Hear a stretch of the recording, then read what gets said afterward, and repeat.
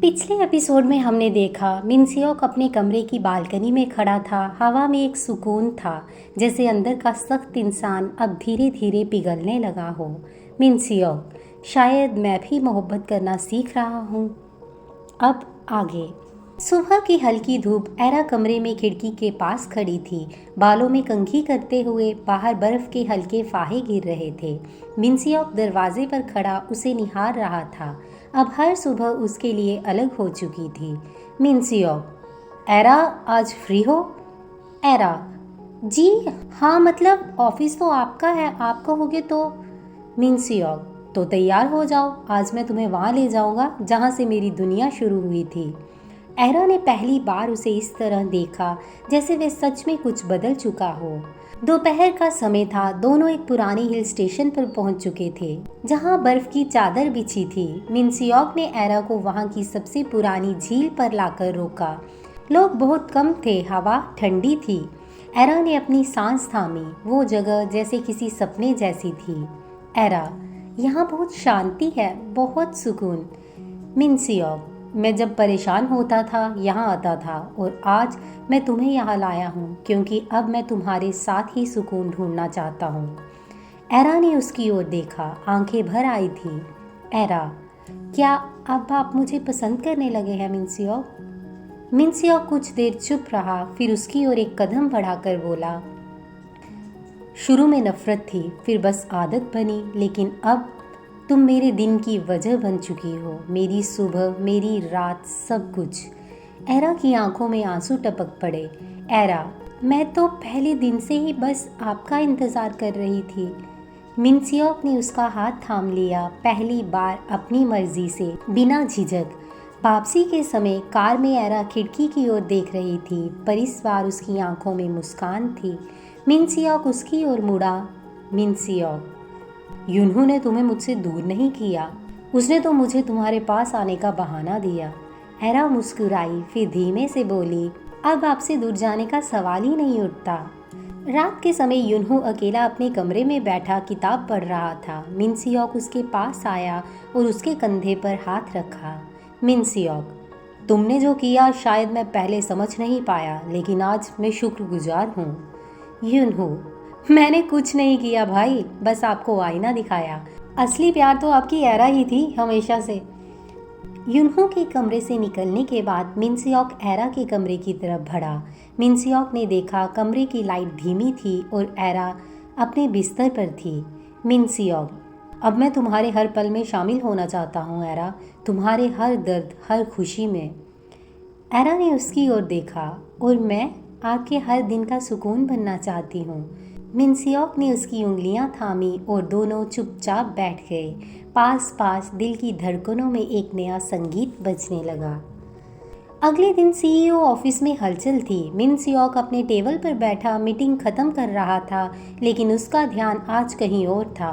बार बार उसकी नज़र फ़ोन की स्क्रीन पर जा रही थी। एरा ने अभी तक कॉल क्यों नहीं किया? वो पहली बार जब उसे किसी का बेसब्री से इंतज़ार था। उसके दिल में अब कुछ नया पल रहा था, एक अपनापन, एक अधिकार। दूसरी ओर एरा अपने कमरे में बैठी थी, युनहू से बातें कर रही थी। युनहू, भाभी, अगर आपको भाई को कोई चीज़ देनी हो तो क्या देंगी? एरा हंस दी। वो तो खुद ही किसी तोहफे से कम नहीं है, लेकिन फिर भी मैं कुछ खास देना चाहूँगी। युनहू मुस्कुराया, तो फिर दीजिए, शायद वो चीज़ उनके पत्थर जैसे दिल को और नरम बना दे। एरा ने एक छोटा सा बॉक्स निकाला जिसमें एक पुराना स्केच बुक था। ये मेरी पहली ख्वाहिशों की डायरी है, जिनमें मेरा पति ऐसा ही कोई था। शाम के समय जब मिनसियोक घर पहुंचा, एरा उसका इंतज़ार कर रही थी। आज उसकी आंखों में एक खास चमक थी, और वो पहली बार मिनसियोक की बाहों में धीरे से अपना हाथ डालकर बोली, आज कोई डिनर नहीं, बस आज आपका कुछ वक्त चाहिए। मिनसियोक ने सहमति से सिर हिलाया। वो आज उसकी हर बात सुनने को तैयार था। दोनों टेरेस पर गए। रात की ठंडी हवा चल रही थी और धीमी धीमी लाइट्स में सिर्फ वह दोनों थे। एरा ने वो स्केचबुक मिनसियोक को दी। एरा, ये मेरी छोटी सी दुनिया है, बचपन से बनाती आई हूँ। इसमें वो सपने हैं जो मैंने कभी खुद के लिए देखे थे, लेकिन आज ये सब आपके लिए हैं। मिनसियोक ने उसे खोला। हर पन्ना उसका दिल चीर रहा था। एक पन्ने में एक लड़की अकेली बैठी थी, दूसरे में किसी की बाहों में सुकून ढूंढ रही थी। फिर कहीं एक रेखा चित्र था जिसमें मिनसियोक और एरा एक छोटे घर के बाहर खड़े थे, हाथों में फूल लिए। मिनसियोक की आंखें भर आई। मिनसियोक, तुम इतना सब मेरे लिए महसूस करती हो, और मैं क्या करता रहा अब तक? एरा मुस्कुराई। मैंने आपसे कुछ मांगा ही कब था, बस आपको चाहा है, हर हाल में। मिनसियोक ने पहली बार अपना सिर झुकाया और एरा के हाथों को चूम लिया। मिनसियोक, तुम्हारी ये ख्वाब अब मेरे हैं एरा, मैं इन्हें पूरा करूँगा, एक एक करके। अगले दिन मिनसियोक ने एक बड़ा कदम उठाया।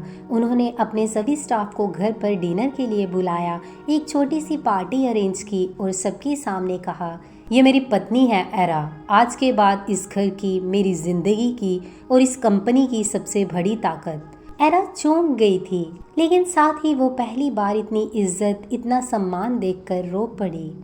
यूनहो दूर खड़ा सब देख रहा था, उसके चेहरे पर संतोष था।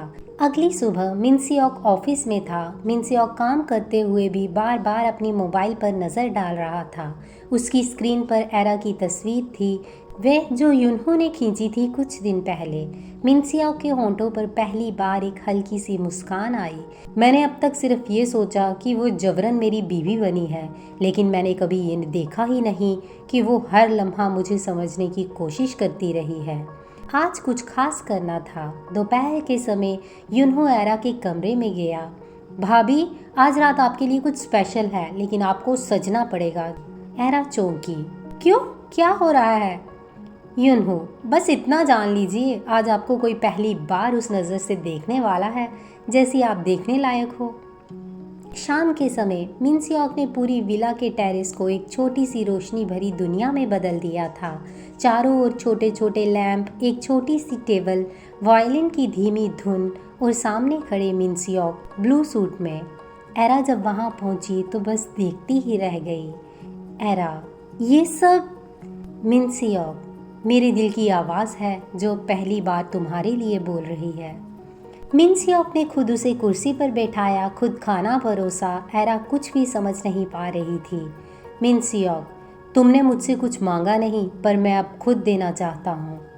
एरा, मुझे कुछ चाहिए भी नहीं सिवाय आपके। मिनसियोक ने उसका हाथ पकड़ा। मिनसियोक, तुमने मुझे कभी गलत नहीं समझा, जबकि मैं सिर्फ नफरत और गलत फहमियों में जीता रहा, पर अब मैं तुम्हारे बिना नहीं जी सकता एरा।